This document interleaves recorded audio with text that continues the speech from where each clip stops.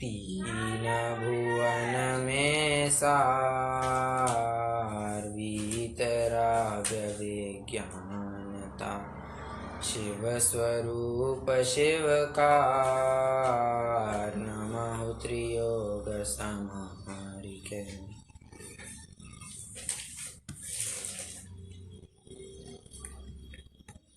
समझदार को इशारा काफ़ी होता है और इसीलिए विशेष चर्चा न करते हुए हम सभी समझदार जीवों को अपने कल्याण हेतु पंडित दौलत राम जी यहाँ पर संसार के दुखों का वर्णन कर रहे हैं।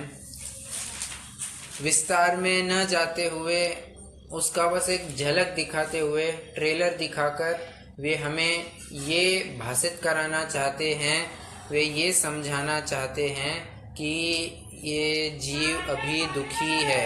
सुख की कल्पना में वो जो कुछ भी कर रहा है वो सब व्यर्थ है। सुख का उपाय तो बस एक ही है, वीतराग विज्ञानता। देखिए, आगे बढ़ने से पहले ग्रंथ की शुरुआत के ऊपर थोड़ा सा विचार करते हैं, फिर अपन मनुष्यों के दुखों के ऊपर विचार करेंगे। ग्रंथ के प्रारंभ दो प्रकार से किए जा सकते हैं। एक वे ग्रंथ होते हैं जहां पर शुरुआत में ही सुख का उपाय क्या होता है ये बताते हैं और तत्पश्चात दुखों का वर्णन किया जाता है। और एक किस्म के ग्रंथ वे होते हैं जहां सर्वप्रथम दुखों का वर्णन किया जाता है, फिर दुखों के कारण बताए जाते हैं, फिर सुख क्या है ये बताया जाता है और अंत में सुख प्राप्ति के उपाय बताए जाते हैं। ये दो धाराएं मोटे तौर पर हमें देखने मिलती है। जैसे जो पहली धारा है जहां शुरुआत में ही सुख का उपाय बताया जाता है, ऐसे कौन से ग्रंथ है? उदाहरणार्थ तत्वार्थ सूत्र एवं उसकी समस्त टीकाएं। वहां पर शुरुआत ही कैसे की है? सम्यक दर्शन ज्ञान चारित्राणि मोक्ष मार्ग, सीधे से ही मोक्ष मार्ग का निरूपण चालू कर दिया। और छह ढाला मोक्ष मार्ग प्रकाशक कहिए, इन ग्रंथों में कैसे शुरुआत की है? वहां पर पहले ये बताया कि तुम दुखी हो, तुम अभी सुख की भ्रमणा में जी रहे हो, ये योग्य नहीं है, तुम दुखी हो ये मान्य करो, स्वीकार करो, फिर तुम्हें सुख का उपाय बताएंगे। ऐसी दो धाराएं क्यों चल पड़ती है? तो प्रासंगिक परिस्थितियों को देखकर, प्रासंगिक कहिए, परिस्थितियों को देखकर कहिए, उस तत्कालीन जीव किस दौर से गुजर रहे हैं इसको ध्यान में रखते हुए वो उपदेश दिया जाता है। कुछ काल पहले माने 1000-1500 वर्ष पूर्व जब आचार्यों का बहुत समागम हुआ करता था, तब जो सामान्य गृहस्थ जीव था वो संसार के दुखों से बहुत भयभीत था। उसे संसार में रहना जहर समान लगने लग गया था, उसे किसी में भी रस भासित नहीं होता था। वो तो संसार से मुक्ति का उपाय चाह रहा था। तो हर तरफ दुख है, दुख है, दुख है, अनित्यता, अशरणता, अनित्यता, अशरणता, सब यही देख देख कर वो थोड़ा आकुल चित्त हो रहा था। तो उसकी मनस्थिति को ध्यान में रखते हुए आचार्य देव ने कहा, भाई तुम क्यों ऐसे दुखी हो रहे हो, आओ हम तुम्हें सुख का मार्ग बताते हैं। तो उसे ध्यान में रखते हुए उन्होंने सर्वप्रथम उसे शांत किया, भाई तुम दुखी मत हो, दुखी क्यों हो रहे हो, जो हमें तुम्हें सुख का उपाय बता रहे हैं, जिससे वो आकुल चित्त न होकर धर्म मार्ग में उसका स्थितिकरण हुए। इस हेतु से सर्वप्रथम सुख के वर्णन के भी ग्रंथ बताए जाते हैं। शुरुआत वहां से होती है और कालांतर में ऐसा हुआ कि वो दुख का भय थोड़ा कम होते गया और उसे लगने लगा मैं जो कर रहा हूँ वो बहुत अच्छा है, अपन एकदम अच्छे से धर्म कर रहे हैं, हमें किसी भी प्रकार की कोई आकुलता अभावग्रस्त हम नहीं हैं, हम बहुत सुखी जीव है। तो इस मानसिकता को ख्याल में रखते हुए फिर विद्वानों को, आचार्यों को यह कहना चाहिए कि जरूरी भासित हुआ कि इसे जो अभी भ्रम हुआ है अपने कार्य में सुख मान बैठने का, ये उसका वहम दूर करना चाहिए। एतदर्थ उन्होंने सर्वप्रथम दुखों का वर्णन कराया, कहा तुम दुखी हो पहले ये मान्य करो, फिर तुम्हें हम सुख का उपाय बताएंगे। ठीक है, तो इस तरह के भी ग्रंथ होते हैं। और छेड़ालाकार जहाँ रहते थे या जिस काल में रहते थे उस समय में इसी प्रकार की जीवों की मान्यता या मानसिकता रही होगी, इससे हम ये अनुमान लगा सकते हैं। और वही फिर कंटिन्यू होते होते अभी तो क्या हालत है ये हम तो सभी देख ही रहे हैं। सामान्य सात्विकता तो दूर, अभी पूरे मटेरियलिज्म में ही जीने का जमाना आ गया है। उसी को ऊर्ध्व करके या उसी को आगे करके ये छेड़ाला नामक ग्रंथ बहुत ही उपयुक्त सिद्ध होती है। ये तो हमने एक ग्रंथ की शुरुआत के बारे में बात की, जो करनी थोड़ी बहुत मैं ज़रूरी समझता था, कोई बात नहीं। हम अपने छंदों की तरफ बढ़ते हैं।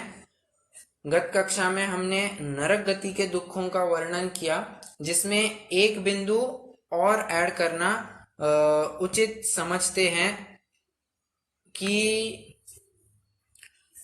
वहां पर किसी भी प्रकार के हम तो देख ही चुके हैं, वहां द्रव्य, क्षेत्र, काल, भाव समस्त चतुष्टय की अपेक्षा से दुख ही दुख है, वहां तो सुख का कोई लवलेश नहीं है। एक और दुख उसमें पाया जाता है जिसकी मामूली सी चर्चा पहले हो चुकी है, क्या कि उनके नपुंसक वेद पाया जाता है। ठीक है, अभी नपुंसक 3 वेदों के लिए हमने उदाहरण देखे थे प्रवेशिका में। तो वे उदाहरण क्या क्या थे? तो पुरुष वेद के लिए घास की आग का उदाहरण दिया, स्त्री वेद के लिए कंडे की आग का उदाहरण दिया, और नपुंसक वेद के लिए अवा की भट्टी का उदाहरण दिया। अभी इनका क्या आशय है ये समझते हैं। पुरुष वेद घास की आग माने उसकी कषाय एकदम ही जल उठती है, एकदम ही उग्र होती है, कुछ ही काल के लिए रहती है और एकदम से शांत हो जाती है। माने एकदम से भभक उठना, एकदम से शांत हो जाना, ये एकदम एक्सट्रीम्स में जो काम चलता है ये पुरुष वेद का चलता है। स्त्री वेद का कैसे होता है? वो विषय वासना अंदर में जलती रहती है, वो चलती ही रहती है, वो अतिरेक नहीं होता, ये बात उतनी भी सही है, परंतु थोड़ी थोड़ी मात्रा में वो विषय वासना स्त्री वेद में बनी ही रहती है। और नपुंसक वेद में तो ऐसा होता है, अवा की भट्टी, ऐसी भट्टी जो कभी भी शांत नहीं होती है, कभी भी शांत नहीं होती है। अवा की भट्टी कहाँ कहाँ होती है? ये जो ईंटें बनती है, कुम्हार जहाँ अपने घड़ों को गर्म ताव देता है ना, गर्मी का ताव देता है, तो वे जो भट्टियां होती है वे अवा की भट्टियां होती है, जो दिन रात चलती ही रहती है। एक समय में वे कभी भी, एक समय के लिए भी वे शांत नहीं होती है। उसी प्रकार ये नपुंसक वेद वाले जो जीव होते हैं उनका भी इसी प्रकार हाल होता है। और पंचेंद्रिय हो तो उसमें तो उसकी तीव्रता और अधिक हो जाती है। मैंने ऐसा क्यों कहा कि पंचेंद्रिय हो तो तीव्रता और अधिक हो जाती है? अरे जितने भी समूर्छन जीव होते हैं, कहना चाहिए कि 4 इंद्रिय तक के जीव तो सभी समूर्छन होते हैं, बराबर। अभी समूर्छन होते हैं उनके भी नपुंसक वेद होते हैं, उनको थोड़ी ना ऐसे भोगने के भाव होते होंगे, नहीं होते होंगे। ये पंचेंद्रियों में ही विशेष रूप से भोग भोगने के भाव होते हैं। और नपुंसक वेद में तो ऐसा होता है, स्त्री और पुरुष दोनों के साथ युगपत भोग करने का भाव होता है। और ऐसा भाव होते हुए भी वहां मिलता कुछ नहीं है। तो यहाँ पर ब्रह्मचर्य से रहने का जो अवसर आया था उसको ठोकर मार के अगर भोगों में ही जो लगा रहता है उसकी दुर्भाग्यवश नरक गति की ही प्राप्ति होती है, नरक अवस्था की प्राप्ति होती है, जहाँ ना पुरुष मिलता है ना स्त्री मिलती है, कोई नहीं मिलता। भोग भोगने के लिए बहुत इच्छा होती है, कुछ वहां बनता नहीं और निरंतर वो ज्वाला चलती रहती है, वो कभी शांत नहीं होती। मतलब इतने दुख उनके होते हैं जिसका हम विचार करना थोड़ा कहना चाहिए कि अनुमान के स्तर पर ही हमें वो बहुत दर्दनाक लगता है, तो प्रत्यक्ष में तो बहुत ही होता होगा। ठीक है, ये नरक गति के दुखों की चर्चा हमने की। अभी हम मनुष्य गति के दुखों की चर्चा शुरू करते हैं। एक मिनट में छंद खोलूं वो।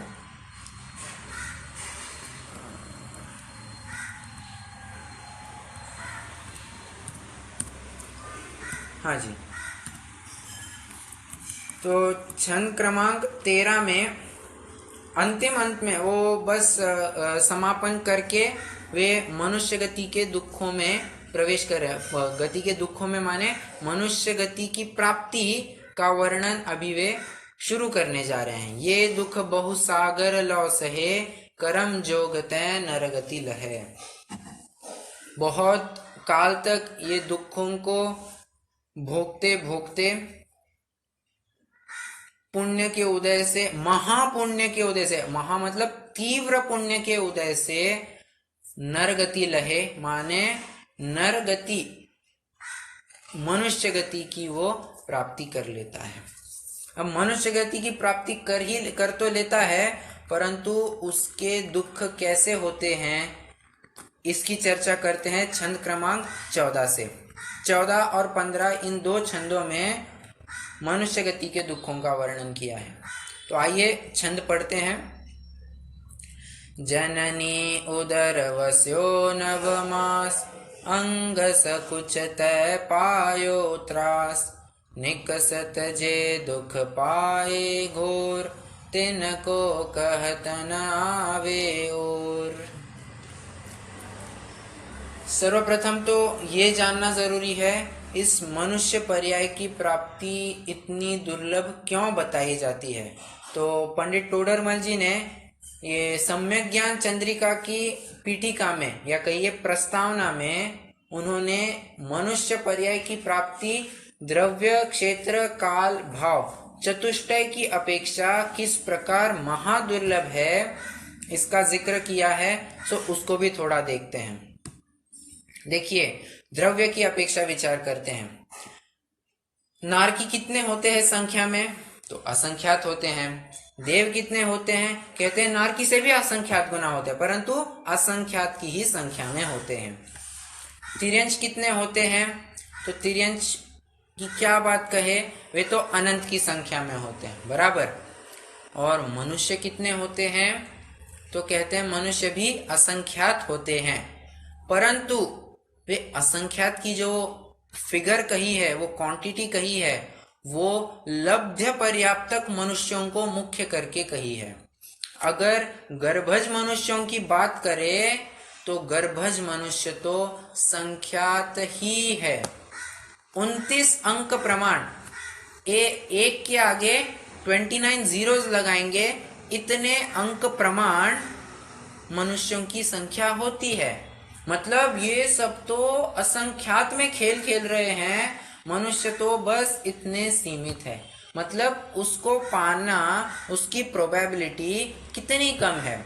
अगर मनुष्य है संख्यात और उसकी प्राप्ति के लिए कैंडिडेट्स है अनंत, मैं कहना चाह रहा हूं परीक्षार्थी है अनंत, परंतु मनुष्य गति की सीट्स मिलने वाली है सिर्फ 29 अंक प्रमाण जीवों को, सिर्फ संख्यात जीवों को। तो बताइए प्रोबेबिलिटी कितनी कम होती है? संख्यात को अगर अनंत से डिवाइड करते हैं तो फिगर आती है 0। 0 ही ये फिगर आती है। मतलब मेरा कहने का मतलब है इतना कम प्रोबेबिलिटी आती है कि हम उसे 0 ही मान ले तो भी कोई उसमें अतिशयोक्ति नहीं होगी। इतनी रेयर पॉसिबिलिटी है मनुष्य गति को प्राप्त करना। ये हमने द्रव्य कहिए या संख्या अपेक्षा से विचार किया। अभी क्षेत्र अपेक्षा से विचार करते हैं। नारकी कहाँ कहाँ है? तो नीचे जितना कुछ 6 राजू का हिस्सा है, कुछ कम 6 राजू मैं समझता हूं, हाँ बराबर, कुछ कम 6 राजू ये नारकियों ने घेर लिया है। अभी राजू ये बहुत बड़ी फिगर होती है, योजनों से भी, योजनों के बहुत आगे जाना पड़ेगा तब जाकर एक राजू की फिगर आती है। ये बहुत बड़ी संख्या है 6 राजू। देव तो उनसे ज्यादा जगह घेर चुके हैं। कितने? 7 राजू। ऊर्ध्वलोक तो पूरा उन्होंने ही घेर लिया है। और अगर विचार करें तो वे मध्यलोक में भी है। ये ज्योतिष व्यंतर ये मध्यलोक में भी पाए जाते हैं। और भवनवासी देव तो तीसरे नरक पृथ्वी तक पाए जाते हैं। मतलब देवों की व्याप्ति या कहिए उनका फैलाव, ऊर्ध्वलोक तो है ही, नीचे नीचे जाएंगे तो तीसरी नरक पृथ्वी तक वे पाए जाते हैं। ठीक है, इतना बड़ा उनका फैलाव है, क्षेत्र इतना ज्यादा है, जहां तहां फैले हुए हैं। तिर्यंचों की बात करें तो धवला में ये प्रश्न पूछा कि ये निगोदिया जीव कहाँ कहाँ पाए जाते हैं। निगोदिया जीव तो तिर्यंची जीव है ना, बराबर। तो क्या सर्वलोके, संपूर्ण लोक में ये जीव पाए जाते हैं। अभी एक प्रदेश ऐसा नहीं है जहां पर कोई तिर्यंच न पाया जाए। मतलब तिर्यंचों ने तो हर जगह अपना डेरा डाल के रखा है। और मनुष्यों के लिए कितनी सीमित जगह है? सिर्फ मध्यलोक, मध्यलोक में भी ये जमीन तक ही सीमित है। हम जमीन में, वो जमीन माने ये भूमि तक ही सीमित है। कोई हवा में तो नहीं रह सकते, बराबर। जमीन पर जितना रहना हो सकता है उतना रहते हैं। अच्छा, मध्यलोक में भी सिर्फ 2.5 द्वीप में ही रहना संभव है। और मानुषोत्तर पर्वत को लांघ कर जा ही नहीं सकते हैं। 2.5 द्वीप में और कम पॉसिबिलिटी। समुद्रों में तो रहना ही नहीं है। रहना जो होगा वो जम्बू द्वीप, धातकी खंड और पुष्कर अर्ध द्वीप, यहाँ रहना होगा।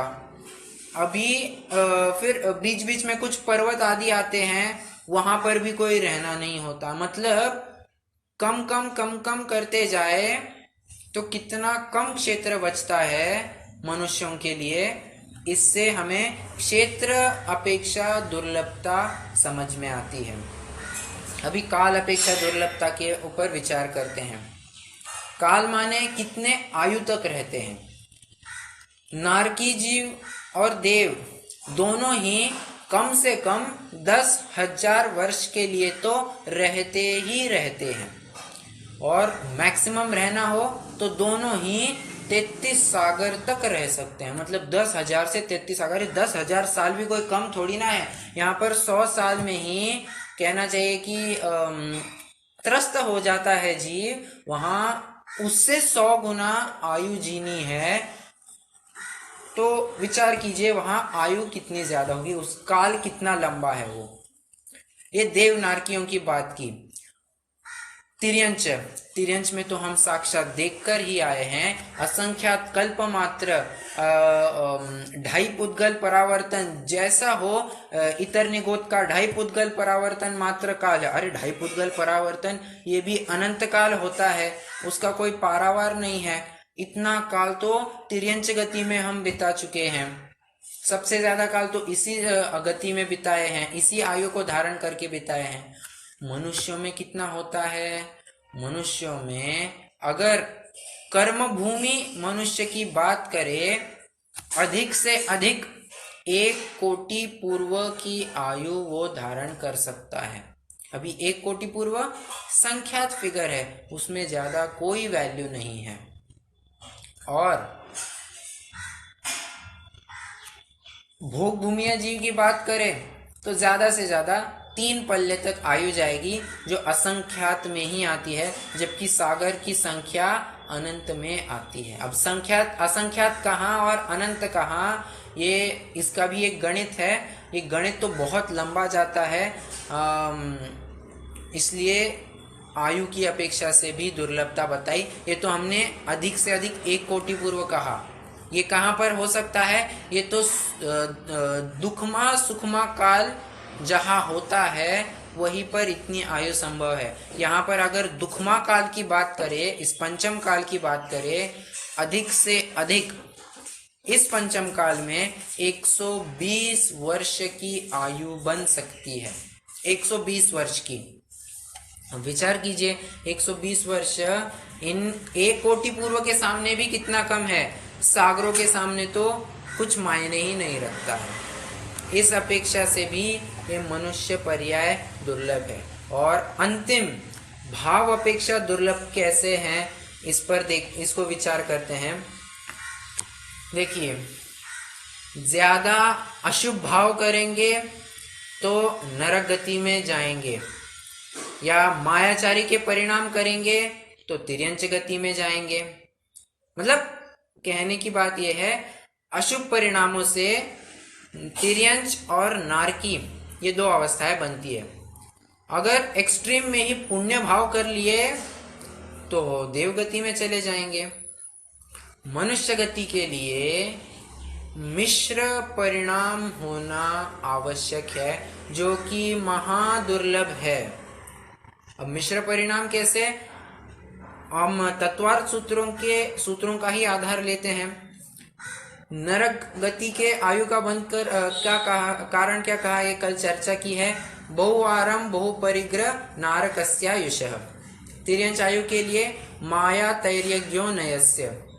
देवगति के लिए फिर अलग है, सराग संयम संयमासयम मकाम निर्जरा बाल तपांसी दैवस्य सम्यक्त्वंच। ये 2 सूत्र बताए देवगति के लिए। और मनुष्य गति के लिए कहा अल्पारंभ परिग्रहत्वम मनुष्याः। मनुष्य गति के लिए अल्पारंभ और अल्प परिग्रह लगता है। सिर्फ इतना नहीं, एक और सूत्र आगे जोड़ दिया तुरंत, स्वभाव मार्दवम च। स्वभाव की मृदुता होना भी परम आवश्यक है। मतलब विचार कीजिए, भाव अपेक्षा से ही कितनी दुर्लभता है, वो मिश्र परिणाम मेंटेन करना कितना दुर्लभ है। और हम जो अभी 2-3 कक्षाओं में बार बार देखते आ रहे हैं कि त्रस पर्याय की अधिक से अधिक त्रस पर्याय में अगर कोई जीव बिताता है तो कितना काल बिताएगा, कहते हैं साधिक 2000 सागर बराबर।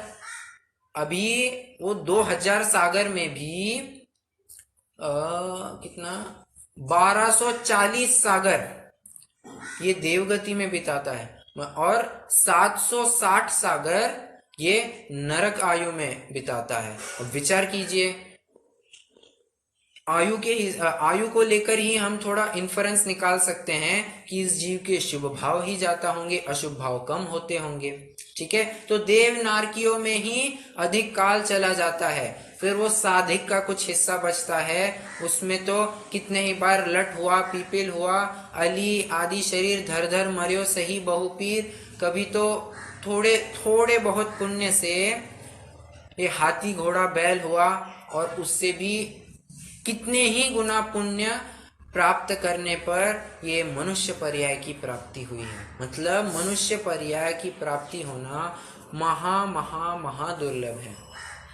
ठीक है, अब इसको हम थोड़ा प्रैक्टिकल एग्जाम्पल से भी समझते हैं। एक ही समय में एक हाथी, थोड़ा ऐसा हाइपोथेटिकल एग्जाम्पल ही लेते हैं। कोई जू में एक हाथी बांध कर रखा था, हालांकि अभी थोड़ी रेस्ट्रिक्शंस लाए गए हैं। एक केस खड़ी करते हैं, हाथी थोड़ा उन्मत्त हो गया और पूरी यहाँ वहाँ तहस नहस करता हुआ वो जू में से बाहर निकल गया और रास्ते पर पूरा हल्ला मचा रहा है। और होता ऐसा है कि जैसे वो रास्ते पर आता है उतने में ही एक गाड़ी से एक आदमी गुजर रहा होता है, उस हाथी को टकराता है और गिर जाता है, बुरी तरह घायल होता है और हाथी का भी बैलेंस जाने से वो भी गिर पड़ता है। प्रश्न मेरा ये है, लोग अगर बचाने दौड़ेंगे तो किसे बचाएंगे? सर्वप्रथम कहेंगे मनुष्य को बचाएंगे। क्यों? अरे मनुष्य को बचा रहे हैं, इससे ये बात सिद्ध होती है कि मनुष्य पर्याय कितनी दुर्लभ है। अगर बहुत बड़ा कोई समाज सेवक होगा, प्राणी रक्षक होगा, तो कहेगा भैया देख लो क्या हो गया हाथी को, एक आध दो डॉक्टर अपॉइंट कर देगा, हो गया काम। मनुष्य के लिए तो कहेगा चलो पैसा लगाओ, चाहिए उतना इलाज कराएंगे, तुम ऑपरेशन वगैरह चालू करो, इतनी तक यहाँ तक की बात आ जाती है। मतलब विचार कीजिए मनुष्य पर्याय को कितना अमूल्य गिना जाता है, उसकी कोई वैल्यू नहीं है। यहाँ तक कि देवगण भी इस नर पर्याय को प्राप्त करने के लिए लालायित होते हैं। वो छंद देखा था ना हमने, नरकाया को सुरपति तर से। ये देवगण भी कहते हैं थोड़ी देर के लिए हमें ये मनुष्य अवस्था का लाभ दो, हम भी मनुष्य बनना चाहते हैं। ऐसा क्या है मनुष्य गति में? ऐसी सबसे खास बात क्या है जो सिर्फ और सिर्फ एक्सक्लूसिवली मनुष्य गतियों में ही पाई जाती है? वो कहते हैं संयम। हालांकि संयम असंयम ये तिर्यंचों में भी पाया जाता है, परंतु पूर्ण संयम और उसके फल स्वरूप जो केवल ज्ञान और मोक्ष की प्राप्ति होने वाली है, ये तिर्यंच गति से थोड़ी ही होती है, ये तो मनुष्य गति से ही होती है। संयम कहने का मेरा ये मतलब था पूर्ण संयम, ये तो मनुष्य गति में ही संभव है। तो इसीलिए वो संयम की प्राप्ति के लिए वो उत्तम संयम धर्म का जो छंद आता है, जो 10 लक्षण धर्म पूजन है, पंडित दयानंद राय जी द्वारा विरचित, उसमें भी वो छंद आता है ना, जिस बिना नहीं जिन राज सीजे, तुरुल्यो जग कीच में, इक घरी मत विसरो करो नित, आयु जम मुख बीच में। कहते हैं जिस बिना नहीं जिन राज सींझे, ये सुरपति आदि भी इस अवस्था के लिए तरसते हैं और इसी मनुष्य अवस्था को लेकर ये अरहंत अवस्था प्राप्त होती है। सो ये मनुष्य अवस्था बहुत महान है और ये कहना चाहिए कि एक अभिमान की बात है, 5 में से एक नहीं 4 परमेष्ठी हमारे ही गतियों, हमारे ही पार्टी वाले हैं। सिद्ध भगवान ने अपनी एक नई पार्टी, अपनी एक नई कंपनी खोल रखी है, पंचम गति वाली। सो वे तो अलग दायरे में आएंगे, परंतु ये अरहंत आचार्य उपाध्याय साधु सभी तो मनुष्य गति ही वाले हैं बराबर। अब मनुष्य गति कितनी महान है देखिए। और होता उल्टा है, वो देवगण मनुष्य पर्याय प्राप्त करना चाहते हैं और मनुष्य यहाँ पर अपने कहना चाहिए कि कुबुद्धि के द्वारा वो चाहता है कि मैं देव पर्याय धारण करूं। अब देखिए उल्टी बात है, तो इससे हमें मनुष्य पर्याय कितनी महत्वपूर्ण है ये बात अधोरेखित होती है। ठीक है, चलिए अपन अभी छंद का अर्थ करते हैं। ये मनुष्य गति की प्राप्ति और उसकी शुरुआत कैसी होती है, इसका वर्णन अभी चलेगा। जननी उदर वस्यो नवमास, अंग सकुचतय पायो त्रास, निकसत जे दुख पाए घोर, तिनको कहत न आवे और। अभी जन्म होता है, जन्म से पहले माता के गर्भ में रहता है। कैसे रहता है? सीधा नहीं, उल्टा टंगे रहो। नारकियों में भी जो उनकी उपपात शैयाएं होती है वहां पर भी वे उल्टे टंगे रहते हैं ऐसे, बराबर उसी प्रकार या थोड़ा बहुत उसी के जैसे ये गर्भ अवस्था में भी जीव को 1-2 घंटा नहीं, महीने भी, दिन भी छोड़िए, 9 महीने तक ऐसा ही उल्टा बना रहना पड़ता है। उल्टा बना रहना पड़ता है, वो भी कैसे? अंग सकुचते।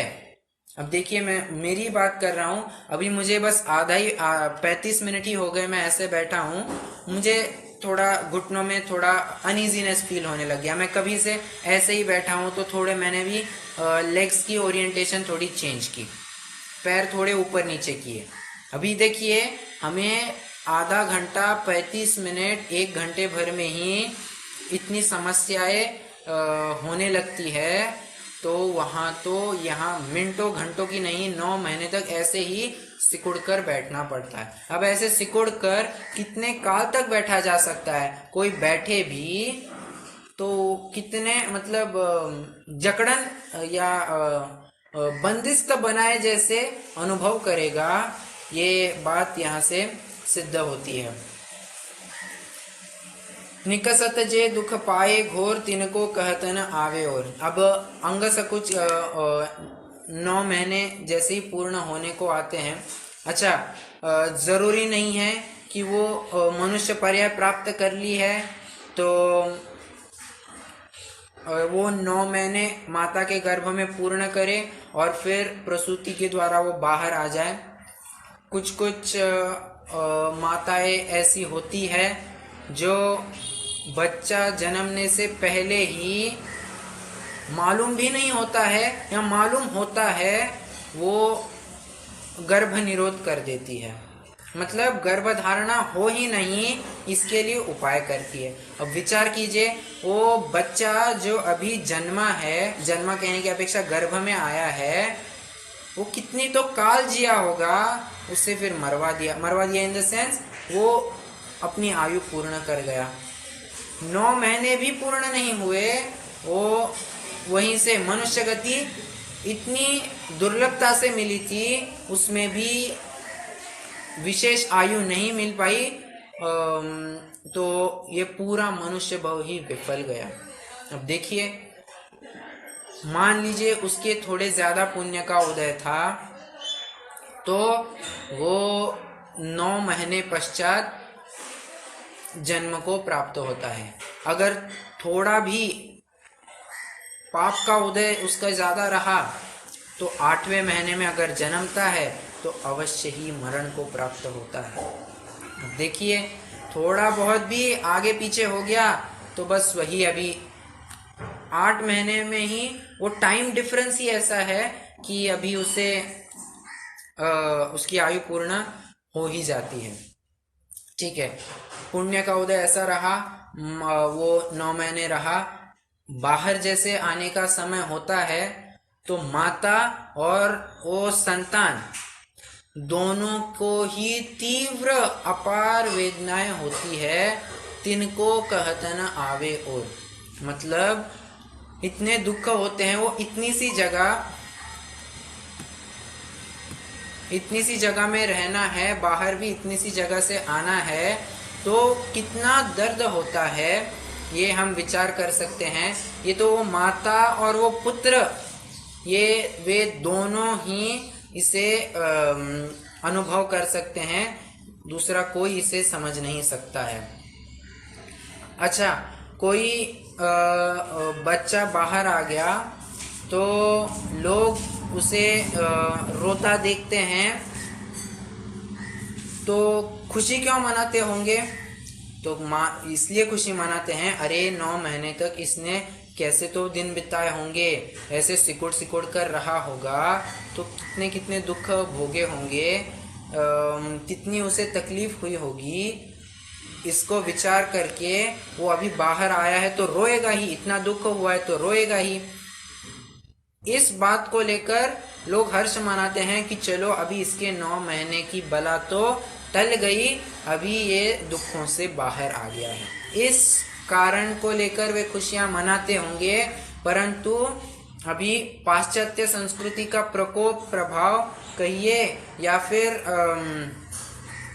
ऐसी विपरीत मान्यता ही चल पड़ी है कि जिस दिन हम माता के गर्भ से बाहर आए थे उसी को ही बर्थडे मनाना चालू कर दिए, जो कि परम गृहित मिथ्यात्व है। गृहित मिथ्यात्व, अगृहित मिथ्यात्व दोनों भी ले सकेंगे।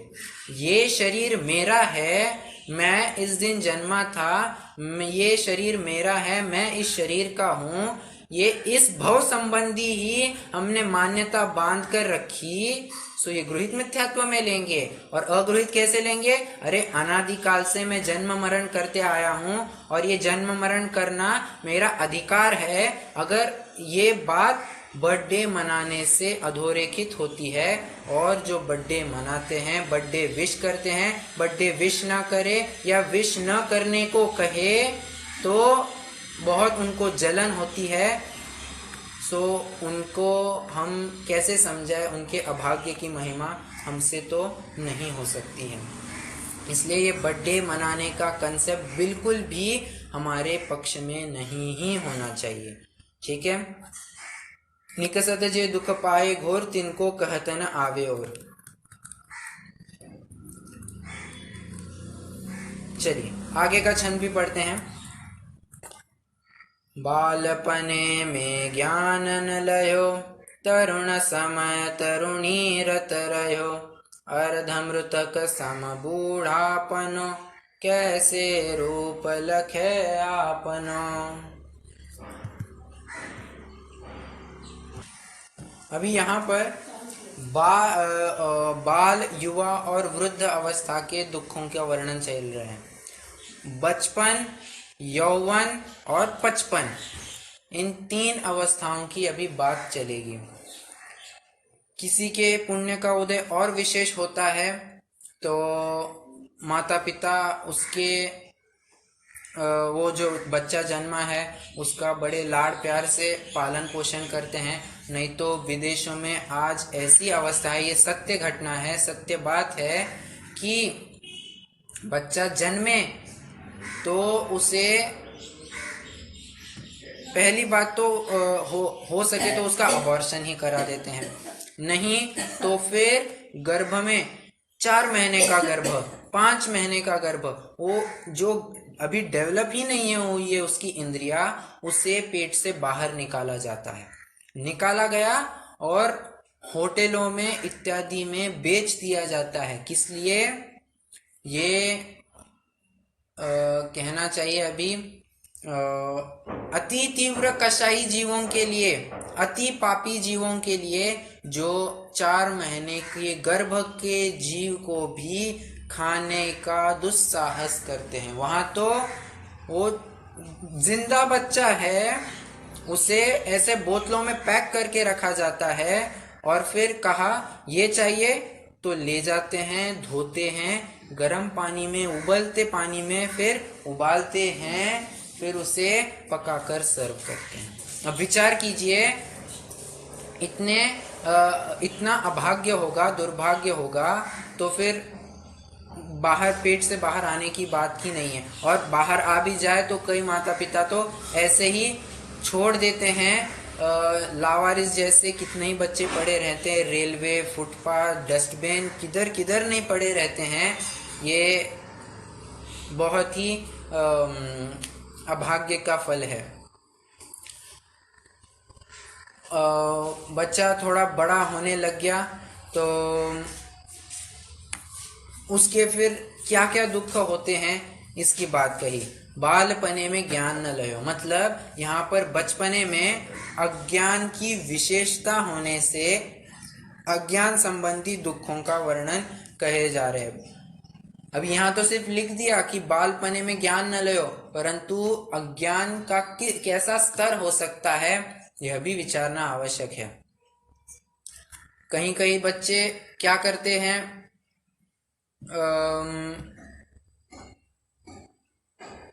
जैसे उन्हें कहीं छोड़ा जाए इन द सेंस थोड़ा भी मैं जैसे मान लीजिए माता ने कहा बेटा तुम यहाँ बैठो, मैं अभी एक आधे घंटे में रसोई इत्यादि का काम करके आ जाती हूँ, तब तक तुम यहाँ सो जाओ।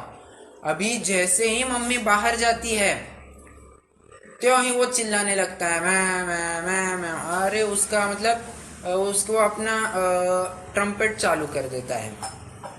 अभी ऐसे में वो समझता है कि मम्मी मेरे से दूर जा रही है तो हमेशा हमेशा का ये वियोग है। वो समझता ही नहीं है कि मम्मी मुझे थोड़ी देर के लिए जा रही है, वो अपना काम निपटाएगी फिर से मेरे पास आ जाएगी, वो इतना भी नहीं समझता है। ये अज्ञान की बात। और अज्ञान कैसे होता है, उन्हें कुछ एज तक ठीक से चलते आता है नहीं, तो बस ऐसे रेंगते रेंगते क्रॉलिंग करते करते वे नहीं वहां उस स्थान पर चले जाते हैं। मान लीजिए ऐसे दरवाजा खुला रख दिया तो न जाने चलते चलते फ्लैट के उधर सीढ़ियां होंगी तो वहां जाएंगे, थोड़ा बहुत पैर कुछ फिसल गया तो ये सीढ़ियों से गिरते आ जाएंगे, सिर को मोच लग जाएगी, मोच हो जाएगी, हड्डी पैर कुछ उनके दिक्कत हो जाएगी। कुछ मालूम ही नहीं है ना कि मैं अगर ऐसे चलूंगा तो मैं गिर सकता हूँ, मुझे संभल कर चलना चाहिए, ये ऐसा कुछ भी ज्ञान नहीं है। बराबर इसको लेकर भी अज्ञान का दुख होता है। और अज्ञान का दुख कैसे, वही फिर रेंगते रेंगते कहीं चला गया। मान लीजिए कई कई घरों में ऐसा ही व्यवस्था होती है कि बाहर चप्पल नहीं रख सकते हैं तो घर में ही वो शू रैक बना के रखते हैं। तो कोई घर में नहीं रहा तो वो जूतों के पास चले जाते हैं, उसी को मुंह में डाल के चबा के चूस के पूरा वो लेयर या सोल ही एकदम क्लीन कर देते हैं। मतलब जिसे हम अति तुच्छ वस्तु समझते हैं, हम पैरों के स्थान पर रखते हैं, अज्ञान के फल में वो जीव उसे अपने मुंह में तक डाल देता है, हाथ में रखता है, क्या करता है। इतनी घिनौनी हरकतें अज्ञान में हो सकती है। और कभी कभी तीव्र कषाय हो जाए तो किसी को गोली वोली भी मार दे। अभी शायद ऐसी एक घटना घटी है, मैंने जहाँ तक मेरा ज्ञान दौड़ता है, मैंने एक ऐसी घटना सुनी है जहाँ पर वो बच्चे को हुई कषाय थोड़ी, खेल खेल में वो रिवॉल्वर ली और उड़ा दी, वहीं के वहीं किसी घर के सदस्य का मरण हो गया। अब देखिए उसे कुछ मालूम नहीं है ये बंदूक क्या चीज होती है, फिर भी कुतूहलवश चला दिया तो देखो प्राणघात तक हो गया। विचार कीजिए ये अज्ञान कितना खतरनाक है। अच्छा अगर कोई भयंकर रोग भी हो जाए ना तो कड़वी दवा पिलानी पड़ती है, तो कड़वी दवा वो ये नहीं जानता है कि इस कड़वी दवा को लूंगा कटु औषधि ग्राहक रोगीवर, मैं रोगी हूँ कटु औषधि लूंगा ठीक हो जाऊंगा, ये इतना भी नहीं समझता है। वो कड़वा देखा नाक बहुत सिकोड़ने लगता है, उसके मतलब बहुत ही कहना चाहिए कि नखरे चालू होते, मुझे ये नहीं करना वो नहीं खाना, खाने में भी ये होगा तो ही खाऊंगा नहीं तो नहीं खाऊंगा, टेस्ट की भी विशेष मांग होती है। इन सभी बातों को वो जानता कुछ नहीं है ना, क्या स्वास्थ्यवर्धक है, क्या स्वास्थ्य को हानि पहुंचाएगा, भक्ष्य क्या है अभक्ष्य क्या है, शुद्ध क्या है अशुद्ध क्या है, ये कुछ नहीं समझता है। तो अज्ञान में ये सभी हो जाता है। अज्ञान का और फल क्या होता है, बड़े जो कराए सो सब सिर माथे, बाबा वाक्यम प्रमाणम जैसे स्थिति यहाँ बन जाती है। बड़ों ने कहा फलाने के सामने झुको, ये झुक जाता है, झुकता है मतलब साष्टांग दंडवत तक दे देता है, ऐसे झुकता है। और बड़े कहते हैं हाँ अच्छा हो गया बेटा कोई बात नहीं, ऐसे मतलब गोदी में ले लेकर पुचकार के उस नमस्कार की भी तारीफ करते हैं। अज्ञान में ये सब होता है। अगर थोड़ा कुदेव की तरफ ढलान दिया जाए तो कहेंगे इन देवी देवताओं को भजो, ये तुम्हारा कल्याण करेंगे। अब बचपन में ऐसे संस्कार पड़ गए तो बहुत कठिन है कि आगे बढ़ने पर वे संस्कार टूट जाए। क्यों? क्योंकि बचपना ये एक गीली मिट्टी की तरह होता है। आप इसे कुम्हार गीली मिट्टी को जिस आकार में मोड़ देता है उस आकार का वो घड़ा बनता है। मिट्टी को जैसे मोड़ देता है वैसे वो घड़ा बनता है। उसी प्रकार ये बचपने में कुछ ज्ञान तो है नहीं, अभी ये इसको कंट्रोल करने वाले उसके घर के सदस्य होते हैं, माता पिता दादा दादी, सभी सभी की आज्ञा में इस बच्चे को रहना होता है। तो ये जो कहेंगे उसे वैसा करना पड़ता है, नहीं करे तो ये डांट लगाते हैं, फटकार लगाते हैं और सोचता ऐसा है कि मेरी ये स्वाधीनता छीनी जा रही है। अभी वो अच्छी बात भी कहे, हमारे संस्कारी माता पिता दादा दादी कहते हैं हमें रोज जल्दी उठना चाहिए, मंदिर जी जाना चाहिए, पाठशाला में जाना चाहिए, अपनी पढ़ाई करनी चाहिए, थोड़ा बहुत लगे तो स्वास्थ्यवर्धक व्यायाम प्राणायाम करने चाहिए, थोड़ा कंठपाठ करना चाहिए। ये सभी बातें कहते हैं। हमें लगता है हमें तो बस खेलना कूदना ही है। अब सभी बच्चों को तो यही लगता है। मैं भी उसी दौर से गुजर चुका हूँ, मुझे भी यही लगता था। अरे पापा मुझे बार बार ये टोका लगाते, जब भी मैं खेलने जाता था ना पापा कहते थे छंद याद हो गए क्या? मैं कहता था नहीं हो गए। पापा कहते थे छंद याद करो फिर ही जाना। अब मुझे बड़ी तकलीफ होती थी, मैं कहता था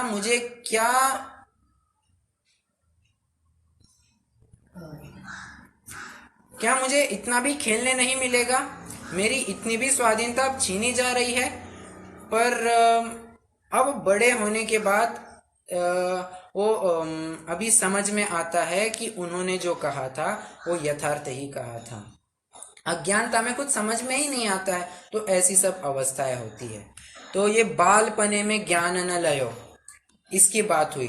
तरुण समय तरुणी रत रहो। अभी तरुणी मतलब यहाँ सिर्फ लड़की ही नहीं समझना है, या उल्टा लड़की हो तो लड़का और लड़का हो तो लड़की, ये इतना ही तल्लीनता का विषय नहीं समझना है। तरुणी का अपन अर्थ यहाँ पर तारुण्य मतलब तरुण अवस्था ऐसे भी ले सकते हैं। तरुण अवस्था में क्या क्या किए जाने वाले भोग विलास में जो प्रवृत्ति होती है वे सभी बातें तरुणी में ले सकते हैं, तारुण्य अवस्था में ले सकते हैं। जैसे थोड़ा कॉलेज इत्यादि की लाइफ में थोड़ा प्रवेश किया तो अच्छा थोड़ा बचपन हो तो लगता है दोस्तों के साथ खेले कूदे, थोड़ा साइकिलिंग इत्यादि करे, दोस्तों के साथ घूमे, ये सब लगता है। थोड़ा बड़ा होने के बाद लगता है कि दोस्तों के साथ होटल में जाए, सिनेमा में जाए, रात रात तक बातें करते रहे, उनके साथ चर्चाएं करे, उनके साथ रहे, ये सभी में ही वो सुख भासित होने लगता है।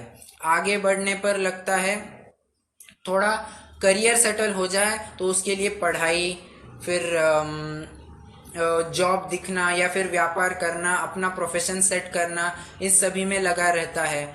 उसके बाद वो प्रोफेशन जैसे ही सेट नहीं हुआ, वो तो अगर कोई उसे कहे कि अरे भैया थोड़ा धर्म में भी ध्यान दो, वो कहता है अरे अभी तो मेरे कमाने के दिन है, कमाऊंगा नहीं तो खाऊंगा क्या, बराबर है। तो इसके पीछे वो फिर अपनी जिंदगी के 30-35 यहाँ तक कि 40 वर्ष तक बिता देता है। और कुछ कुछ लोग तो ऐसे होते हैं जो कितने ही वर्षों तक 60-65-70 वर्ष तक काम करते रहते हैं। विचार कीजिए, मतलब जहां अभी ढलान होनी चाहिए वहां पर न होकर भोगों में प्रवृत्ति करके, योगों में प्रवृत्ति न करके ये पाप बंध ही ज्यादा होता है। तरुण समय तरुणी रत रहो।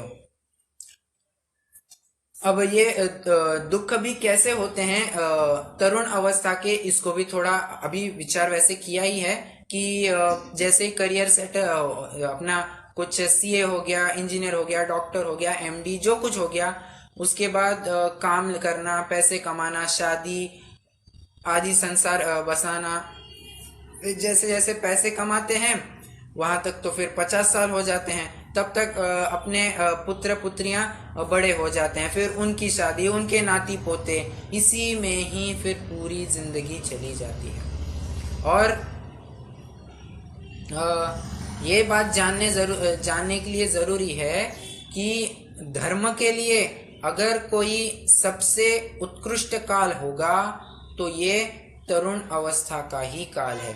अगर इस तरुण अवस्था में धर्म न करके, धर्म में प्रवृत्ति न करके, योग में प्रवृत्ति न करके भोग में अगर आगे बढ़े तो फिर शायद ये मनुष्य जीवन ही विफल जाने वाला है, क्योंकि धर्म करने की ताकत या यथार्थ रूप से अगर धर्म हो सकेगा तो तरुण अवस्था में या युवा अवस्था में ही हो सकेगा। वो शायद राजा चंद्रगुप्त को या भरत चक्रवर्ती को, किसी एक को उनको भी 16 स्वप्न आए थे बराबर। तो उनके 16 स्वप्न में एक ये आया था, दो युवा बैल दहाड़ रहे हैं। अभी इसका क्या अर्थ हुआ?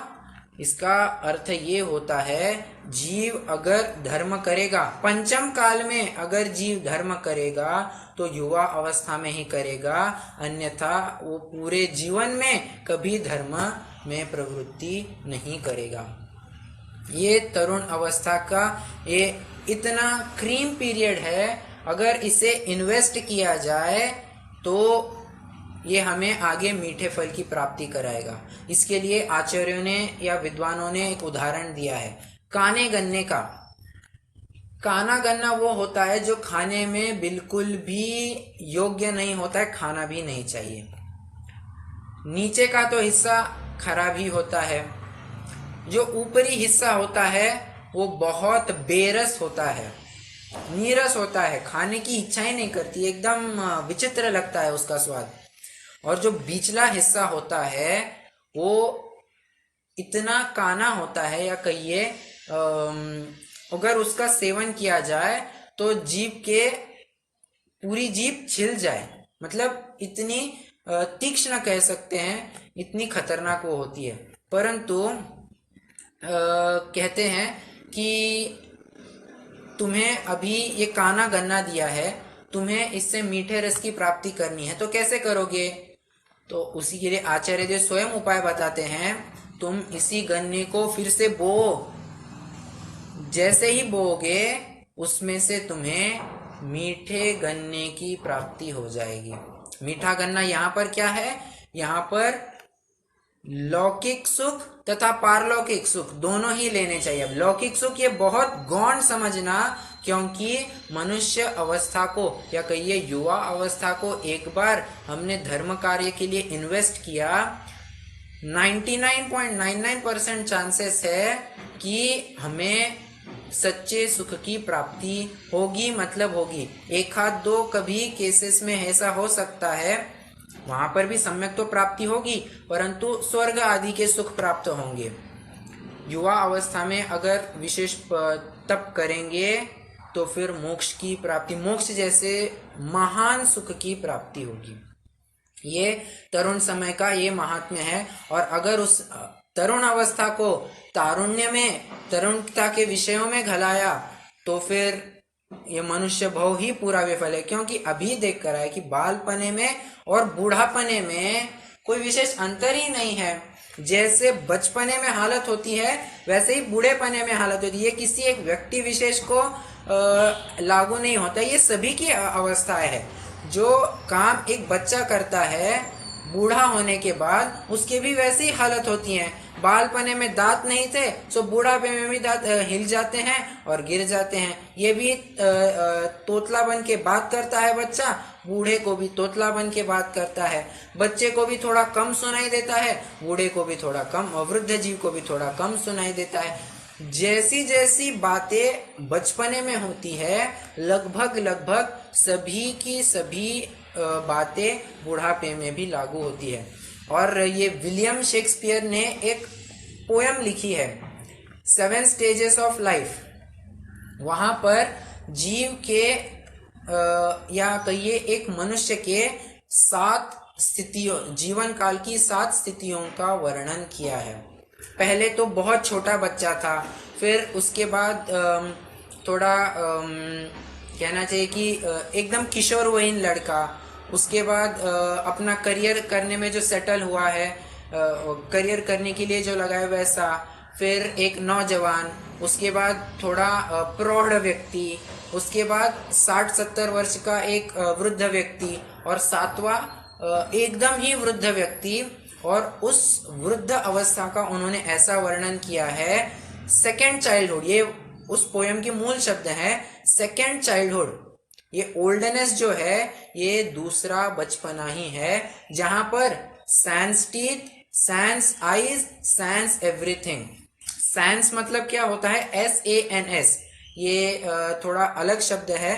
सैंस मतलब होता है विदाउट, उसके बिना, उसके दांत नहीं होते हैं, उसकी आंखों में कमजोरी होती है, और सभी तरफ से वो अभावग्रस्त ही होता है। मतलब बचपना और बुढ़ापे में कोई अंतर नहीं होती है।